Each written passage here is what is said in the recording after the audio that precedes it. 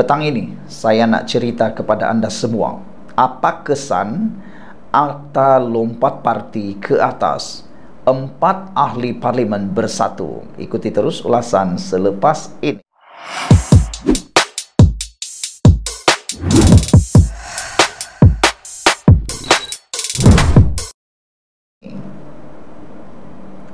Selamat petang, salam sejahtera. Terima kasih karena bersama dengan saya di Nazilin Unity Channel.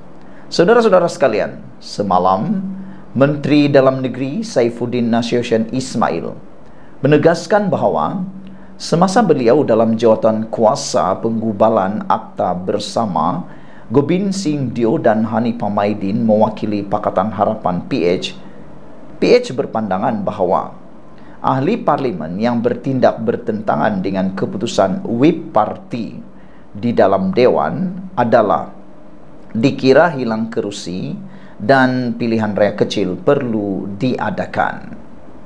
Tindakan ahli parlimen yang bercanggah dengan keputusan whip parti itu seperti undian belanjawan, usul undi tidak percaya, dan apa-apa rang undang-undang RUU yang memberi kesan kepada kedudukan kerajaan. Selain itu, ahli parlimen yang dipecat oleh parti kerana melanggar disiplin dan perlembagaan parti turut dikira hilang kerusi. Perikatan Nasional PN pada masa itu iaitu diwakili oleh Hamzah Zainuddin dan Taqiyuddin Hasan. Perikatan Nasional tidak setuju dengan cadangan PH di atas. Akhirnya Wan Junaidi Tuanku Jaafar sebagai pengerusi mengusulkan hanya cadangan yang mendapat konsensus semua parti yang akan dimasukkan. Isu ini sebenarnya telah ditimbulkan oleh Anthony Loke semasa dalam perbahasan pada 27 Julai 2022. Ini yang dibahaskan oleh Anthony Loke. Saya bagi contoh, kalau lepas pilihan raya yang ke-15 nanti ada seorang ahli parlimen DAP, keputusan DAP sokong Yang Berhormat Port Dickson sebagai Perdana Menteri.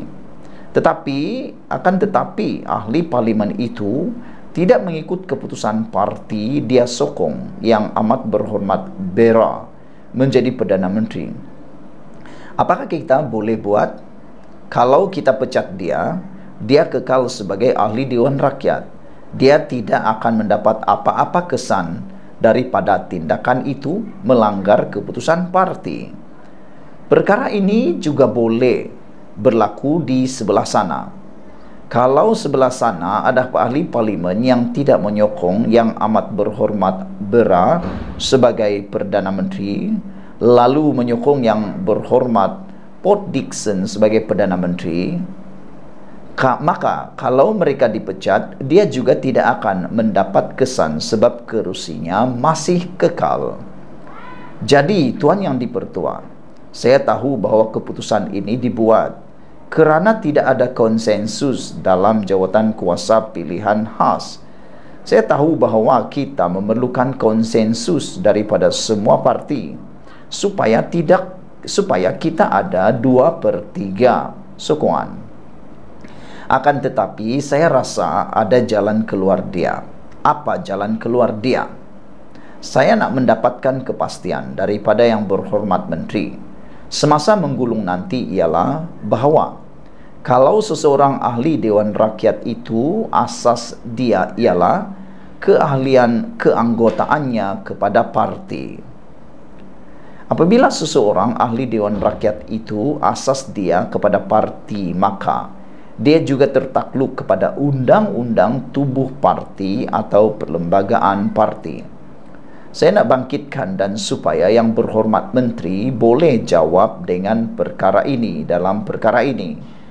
Kalau dalam perlembagaan parti, sesebuah parti politik diletakkan, dikhususkan bahawa kalau dalam keadaan-keadaan yang saya sebut tadi, umpamanya dari segi sokongan kepada Perdana Menteri, undian kepada belanjawan, undian dalam perlembagaan persekutuan. Kalau seseorang ahli Dewan Rakyat itu melanggar keputusan parti dan dalam perlembagaan parti ditulis secara jelas, kalau keadaan-keadaan sebegitu, ahli Dewan Rakyat itu melanggar keputusan parti. Maka dalam kes ini, keahliannya tergantung atau keahliannya terlucut secara otomatiknya, tergugur secara otomatiknya. Maka bolehkah itu tidak dianggap sebagai pemecatan dan dia akan hilang kerusi apabila pimpinan parti menulis surat kepada yang dipertua Dewan bahwa keahliannya sudah tergugur kerana dia melanggar perlembagaan parti. Jadi itu bagi saya merupakan salah satu jalan keluar supaya parti-parti politik dapat kita ada safeguard yang lebih ketat, kata beliau. Saya nak beritahu kepada yang berhormat Menteri, kalau yang berhormat Menteri esok gulung mengatakan bahawa ini boleh dilaksanakan, saya berjanji DAP akan merupakan parti politik yang pertama. Kita akan pindah perlembagaan parti untuk masukkan section ini dalam perlembagaan parti kita. Sebab kita nak full proof, kita nak perlindungan penuh. Kita tidak mahu satu perlembagaan dipindah bahawa ia tidak boleh dilaksanakan dengan full proof. Jadi saya harap yang berhormat Menteri boleh jawab dalam penggulungan esok. Semua yang disebutkan ini, semua yang dikatakan ini termasuk di dalam Hansard bertarik 27 Julai 2022 di halaman 52. Pada 28 Julai 2022, sekali lagi Anthony Long telah membuat pencelahan dan bertanya kepada Menteri. Boleh saya sambung? Terima kasih yang berhormat Menteri. Saya nak tanya sebab contoh yang diberikan oleh yang berhormat Menteri tadi dalam keadaan C tadi, iaitu kalau seseorang itu melanggar keputusan parti dalam perlembagaan partinya, mengatakan bahawa kalau dia melanggar keputusan parti maka keanggotaannya akan terlucut. Adakah itu dianggap sebagai bertukar parti sebab itu ada hubung kait dalam perbahasan saya? Saya nak tanya kepastian daripada yang berhormat Menteri. Sebab kalau itu dianggap sebagai bertukar parti, maka implikasinya ialah kalau pindahan kepada perlembagaan parti dibuat, maka seseorang itu akan hilang jawatannya sebagai ahli Dewan Rakyat kalau dia melanggar keputusan parti. Saya harap itu dapat kepastian sebab itu akan memberikan implikasi kepada parti-parti politik supaya mengambil tindakan susulan. Terima kasih. Dalam jawapannya pada 28 Julai 2022, Wan Junaidi Tuanku Jaafar selaku Menteri yang bertanggungjawab menyatakan ahli Dewan Rakyat yang memberi sokongan kepada ahli parti politik lain dianggap atau diwakilinya tidak dianggap bertukar parti. Ini kerana ahli Dewan Rakyat tersebut masih kekal sebagai ahli parti politik yang diwakilinya. Jadi yang berhormat, saya nak ulas panjang sikit lain ni ya. Kita bincang pun soalan ini panjang lebar juga dalam jawatan kuasa. Jadi dia hanya menyokong. Contohnya, kalau menyokong apa-apa usul yang dibawa oleh kerajaan, parti pembangkang, tetapi dalam parti itu tidak ada menghalang dia untuk menyokong. Akan tetapi kalau dia ada halangan daripada parti itu yang melarang dia menyokong dan perlembagaan partinya mengatakan dia akan tergugur keahliannya, itu dah lain cerita yang berhormat. Makanya dia boleh sokong mana-mana usul, mana-mana tindakan apa sahaja pihak kerajaan atau pihak pembangkang tidak akan menjatuhkan keahliannya melainkan dia join parti itu. Pilihan khas. Kalau kita lihat dalam perlembagaan, ia menumpukan kepada ahli parlimen. Soalan ahli politik itu tidak terbangkit ya. Itu yang pertama. Lihat Hansard 28 Julai 2022 muka surat 76 hingga 77. Susulan daripada jawapan Menteri itu, DAP telah membuat pindahan kepada perlembagaan parti DAP. Parti Amanah Negara juga telah membuat pindahan sama dalam fasal 6.3 perlembagaan parti yang menyatakan seperti berikut. 6.3 melepaskan keanggotaan sebagai ahli parti.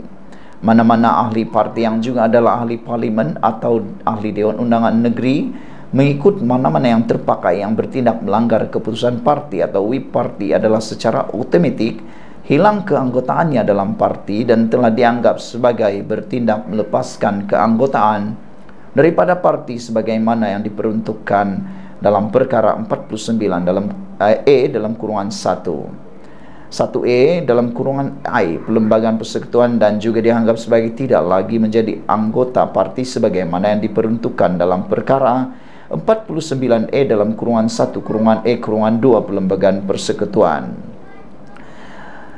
B. Setelah mendapat kelulusan dari Pejawatan Kuasa Pengurusan Nasional, Setiausaha Agung hendaklah menghantar satu notis bertulis kepada Yang di-Pertua Dewan Rakyat atau Yang di-Pertua Dewan Negeri Undangan Negeri yang berkenan bagi memaklumkan bahawa ahli tersebut telah melepaskan keanggotaan parti dan tidak lagi menjadi anggota parti dan berlaku kekosongan luar jangka dalam kalangan ahli Dewan Rakyat atau Dewan Undangan Negeri tersebut.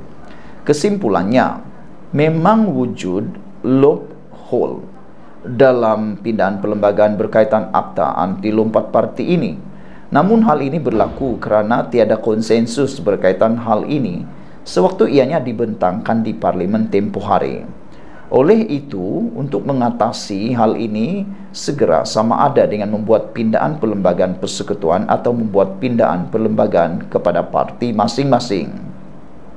Memindah perlembagaan parti adalah lebih mudah berbanding dengan memindah perlembagaan persekutuan, memandangkan pindahan perlembagaan parti hanya melibatkan ahli-ahli parti berbanding dengan pindahan perlembagaan persekutuan yang melibatkan 2/3 ahli parlimen yang meliputi pelbagai latar belakang.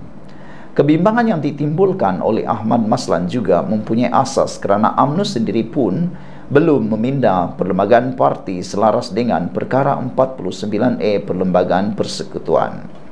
Ini bermakna ahli parlimen UMNO masih boleh memberikan sokongan kepada Muhyiddin atau Hadi Awang atau Hamzah Zainuddin untuk menjadi Perdana Menteri seperti sokongan yang diberikan oleh 4 ahli parlimen bersatu ini kepada Anwar Ibrahim. Mungkin yang menghalang beberapa ahli parlimen ini beralih sokongan adalah kerana tiada insurans untuk survival mereka jika beralih sokongan. Selain itu, tidak juga dilupakan bahawa ahli parlimen UMNO keseluruhannya telah menandatangani surat akuan masing-masing yang mengatakan bahawa mereka akan terus mematuhi arahan parti yang diketuai oleh presidennya. Dalam keadaan sekarang, sebenarnya yang terhimpit ialah ahli ataupun parti PPBM, iaitu Parti Pribumi Bersatu Malaysia. Mungkin yang akan beroleh keuntungan daripada isu ini ialah PAS, kerana jika PPBM melemah, maka PAS akan menjadi lebih kuat dalam Perikatan Nasional dan akhirnya PAS akan menguasai Perikatan Nasional secara keseluruhannya sebagaimana PAS pernah lakukan dahulu ke atas semangat 46. Cuma PAS mungkin tidak sedar bahawa undi Melayu Islam yang banyak diperoleh oleh Perikatan Nasional dan bukannya atas tiket PAS semata-mata. Sebab itulah PAS hanya berani bertanding menggunakan logo bulan di Kelantan dan Terengganu sahaja. Sekian dulu untuk ulasan kali ini. Jangan lupa tinggalkan komen anda, tekan butang subscribe. Malaysia kita punya, kita juga sama-sama cintai Malaysiaku. Bye-bye.